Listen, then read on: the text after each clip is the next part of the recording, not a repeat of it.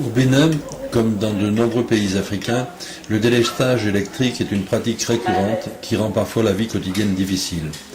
À certaines périodes de l'année, il ne se passe pas un jour sans que le courant électrique cesse d'être distribué ici ou là. Parfois ces coupures sont brèves, quelques minutes, parfois elles peuvent durer des heures. En particulier en soirée et dans la nuit. Ces situations sont difficiles à vivre dans un foyer accueillant 20 filles. Comment faire ses devoirs, apprendre ses leçons, comment faire sa toilette sans lumière, en utilisant des bougies, des lampes tempête, ce qui, dans une collectivité accueillant des enfants de 6 à 13 ans, pose de sérieux problèmes de sécurité. De plus, l'eau qui est utilisée dans les salles de bain et les WC provient d'un puits, doit être pompée, envoyée dans une citerne posée sur le toit et renvoyée dans l'installation par un surpresseur. Plus de courant électrique, plus d'eau. Face à ce constat, nous avons présenté un dossier de demande de financement à une fondation privée pour doter le foyer de 2 grands capteurs solaires alimentant une série de batteries avec un transformateur et un système de basculement automatique sur le circuit en cas de coupure. Notre demande a retenu l'attention de cette fondation qui a financé en totalité le projet. Les travaux ont été réalisés au mois de juillet 2014. Nous remercions vivement les responsables de cette fondation qui vont permettre aux enfants et l'équipe éducative de bénéficier d'un gain de sécurité et de confort indéniable. Au-delà de cet aspect, l'énergie solaire est peu utilisée au Bénin. Le foyer va donc devenir un exemple d'une alternative intéressante à développer en Afrique.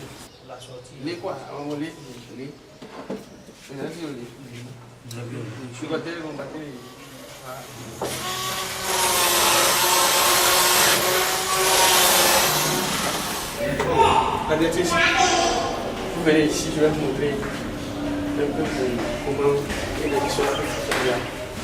Voilà. Dès que vous laissez ça, ça va changer automatiquement. C'est-à-dire l'installation de la maison sur elle-même.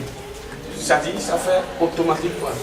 Dès qu'il y a de panne, vous laissez 2 heures, ça va démarrer automatiquement. Dès que le courant sera là encore, ça va éteindre automatiquement. Vous voyez, peut-être les soirs et les nuits, vous allez voir cette lampe-là éteinte.